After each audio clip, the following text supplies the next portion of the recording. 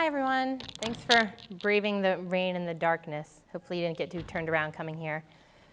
I'm going to be touching on 4 kind of pragmatic topics as far as helping your child or teenager with OCD. So first and foremost, how to overcome some obstacles that can get in the way of finding good treatment, just how to find a therapist that does ERP, how a therapist might help you engage your child in treatment, whether that means that your child's maybe saying they don't need therapy or not willing to come in, or if that means keeping them engaged and keeping them bought into the treatment. I'm also going to briefly review some of my favorite resources for parents and for individuals with OCD, a collection of books and podcasts and websites and support groups that are local. And finally, touch on how we might help to fight the stigma that can sometimes be associated with OCD in the greater community. So first off, it can be sometimes difficult for individuals to find someone that specializes in OCD treatment. Luckily, we live in a metropolitan area and it's not as hard here as other places, but it can still be difficult. So most folks, when they're looking something up, just type it into Google and look at the search results. However, a lot of the times you'll find that therapists will say they work with OCD, or that they like to work with OCD, or that they're competent in working with OCD, but they might not actually be. They might use strategies other than exposure and response prevention, which is really the gold standard for OCD treatment. So I generally direct people to 3 main websites. They're the websites for the International OCD Foundation, the Anxiety Disorder Association of America, and the Association for Behavioral and Cognitive Therapy. So got all that alphabet soup up there. Hopefully you can remember it. Each one has a Find a Therapist directory, which will find a therapist in your location. I will say there's plenty of good OCD therapists out there that might not be listed on these directories, and one person might be listed on one but not the other. So I say do your homework and search it all. And then if you're hoping to use your insurance and you can't find someone that works with OCD that's in network, sometimes people forget that you can call your insurance company and look into out-of-network benefits and seeing if you can get some reimbursement if someone is out of your network. And a third option that's often overlooked is pursuing treatment through trainees. So any of us up here at one point in our careers were trainees.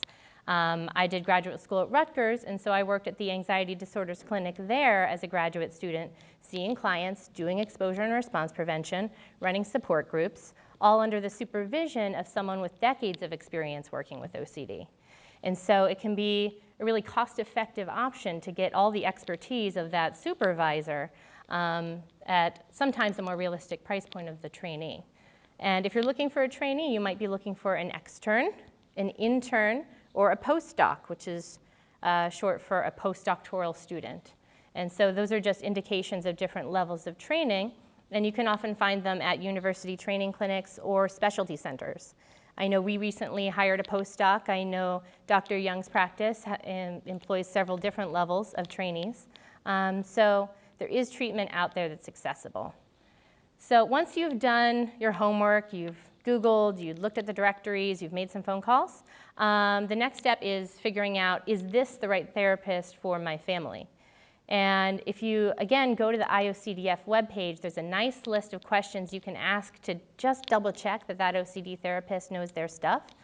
The top 2 questions I would suggest asking is, do you use ERP, or exposure and response prevention? Because there are plenty of CBT therapists out there that are trained in empirically supported treatments that do really good work, but still don't use exposure and response prevention.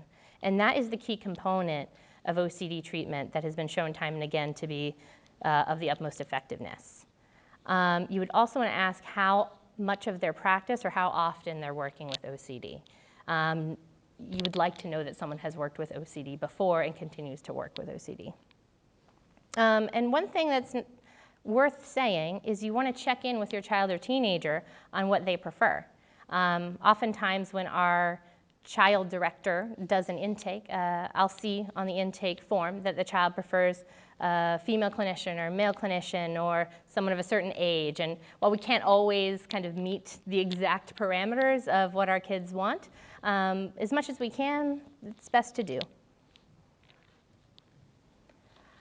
So then you can do all the hardest work in the world trying to find that perfect therapist, and then your child can say, it's not a problem, I don't need therapy, or I don't want to go. You can't make me go, I'm not going to go see this therapist. And that's an incredibly frustrating and difficult spot to be in. And I have some suggested listed on the slide, but what I don't have written that I think is probably the first spot to stop is, if you've located that therapist, give them a call and see if they have any suggestions. It won't be their first rodeo having a kid not necessarily be so on board with coming in for treatment. They might be able to provide some specific suggestions, or it might make sense to meet with the therapist just with the parent or guardian and work on some ideas on how to get that child engaged in treatment, or ways that they can help support the child at home. And to Dr. Young's point, help to support but not accommodate the OCD. You can get started that way. Another thing that you can do is kind of engage your child in a conversation about what would be different if you didn't have OCD, or if OCD was quieter. What would you do with that extra time, the time not spent in rituals and compulsions and redoing and rechecking, time not spent in your head? Because sometimes that's the valuable carrot. Maybe that kid would take on an extracurricular activity, or have more time for Minecraft, or whatever matters to them. That might be the carrot that gets them in. And another problem that can get in the way is just having misconceptions about what exposure therapy is. Because unfortunately, a lot of kids think, and adults honestly think, they're just going to get thrown into the deep end. That whatever their most feared situation is, that therapist is going to make them do that. And that's just not true. I was listening to the OCD Stories, which is this really great podcast, the other day, and I heard this metaphor that I really liked, which was that as therapists, we're navigators, and the client is driving the car. So I've got the road map. I know the directions to get us from point A to point B, and if we need it, I'll figure out the detours along the way. But the client has to be in that driver's seat, hitting the gas to speed us up. If you got to slow us down, slow us down. You might hit the brake, or you might take an unplanned detour, and we're going to have to work together. But we have to find our way to get the individual to do the work. So as far as the other piece of being thrown into the deep end, we always try to do exposure therapy in a step-by-step fashion to make it more doable. You'll see this is the feeling thermometer here, and that's from Aureen Pinto Wagner. And this is actually just a picture I took of a card that's on my bulletin board in my office. That's why there's the pen circles around 4, 5, and 6. The reason the 4, 5, and 6 is circled is, to me, that's the exposure sweet spot. I'm not going to spend a lot of time with a kid having them design exposures and challenge their anxiety if something's a piece of cake or doesn't really bother them much at all. Nor am I going to ask a child to do something that they feel that they can't handle, or that would make them feel out of control and ballistic with being upset. We want something that is challenging but doable. So to give more of an illustration, if your child was afraid of dogs, who in here would take them to a shelter and stand them in the middle of that aisle with all the dogs around them barking and howling all at once? I see 0 hands, right? No one would do that. No one's going to throw someone in the deep end. If you really wanted to help someone with a fear of dogs, you might have them watch some videos and look at some pictures, then maybe go watch a dog being groomed at PetSmart during the middle of the day when no one's there. And then you might have them watch you petting a dog safely, a sweet little dog. And you would gradually work your way up in a way that's comfortable but progressing. So as an example of how a hierarchy, we call it a hierarchy because we have to have fancy terms for everything, for exposure would look like, this is an example of academic perfectionism. We see a decent amount of this at my office. So we want kids to be hardworking and care about their studies, but OCD takes good things and twists them. And so for this sample individual, we wouldn't bother having them write some imperfect grammar in a private journal entry that no one's going to see, because for them, that doesn't activate their OCD enough. We would want to do exposures to start with to mispronouncing a word in the session with me. It's safe, it's not graded, it's not a teacher, but someone is hearing them make a mistake. And until they get used to being okay with me hearing them make a mistake, we keep repeating it. And then once they are used to it, we can move on to the next thing, spelling a word wrong on an ungraded homework assignment. Then we'd progress up until this person who felt like they had to spend every single moment of their lives doing homework, and even if they only had 1 hour of homework, they were going to spend all of their night on it over and over and over again. We want to get that person to their goal, this 2 hours on a weeknight doing something for leisure and then going to bed at a normal time. That's a goal that is doable but very, very scary for this person with OCD. But if you notice, it's also not something harmful. That's one thing to keep in mind. We're taking reasonable risks. I wouldn't have a client with academic perfectionism fail a major test on purpose. That would be detrimental to them. In the same way that I wouldn't tell a child that's afraid of dogs, hey, go pet that random stray and see how you do. That's unsafe. We would never do something unsafe. We look at taking reasonable risks. So some of the strategies we use in the office to help keep exposure therapy at least a little bit fun, because it's pretty darn hard to face your fears on a regular basis. I'll often incorporate games. So let's say a child has intrusive harm thoughts. We might write out index cards that say, I might hurt my mommy, I might punch my sister, and then we'd have a deck of cards each, and we'd play Go Fish. So we find ways to try to make it as fun as we can. Another piece that we might use are something, I like to call them bravery bucks, but an incentive system. So every exposure completed is worth a bravery buck. And then I like bravery bucks to add up to a family experience. Because so often we see that within the family, OCD takes away so much from everyone, not just the person with OCD. It can strain the family. It can take away some of the fun. So it's nice to then be able to celebrate together when there's victories being made and progress towards exposure. So 5 bravery bucks might be family movie night. 10 bravery bucks might be a trip out for soft serve. Whatever is good for your family. So now I'm going to briefly touch on a collection of resources. I'm not going to go into particular depth on any of these. I just wanted to give you kind of a sampling of what I prefer. There are far, far more books and resources out there than I'm going to cover. But these are what I tend to recommend most frequently. My top 2 favorite books for parents or guardians of individuals with OCD are Talking Back to OCD from John March and Freeing Your Child from Obsessive Compulsive Disorder from Tamar Chansky. They're very accessible, and they give very concrete suggestions and examples throughout the book. For kids, probably my top 3 books directed towards kids for kids to read would be What to Do When Your Brain Gets Stuck by Dawn Huebner. And then Outsmarting Worry is a newer one she wrote for older kids. I'll say that one's not specific to OCD. It's Outsmarting Worry, not Outsmarting OCD, but they cover exposure therapy in it. So it's also nice for, if for whatever reason you're trying to avoid the OCD label, that one doesn't have the OCD label within it. And then Up and Down the Worry Hill is by Irene Pinto Wagner, which Dr. Young and I have both referred to. It's more of a story format about OCD. Whereas the What to Do When Your Brain Gets Stuck is more of a workbook, but more of a fun workbook, like drawing pictures and things. So these 3 books aren't actually about kids with OCD, but I think that they're really helpful for some of the stuff that comes along with having a child or loved one with OCD. So John Hershberger is a therapist that has written a couple of books, and this one, When a Family Member Has OCD, is really about supporting the family members of the individual with OCD. So exercises to take care of yourself and how to help yourself help them. Raising Human Beings has absolutely nothing to do with anxiety disorders, but it's about collaborative and proactive solutions. Ross Greene wrote it, and I don't have a copy sitting in the back, but I do have a copy of his previous book, The Explosive Child.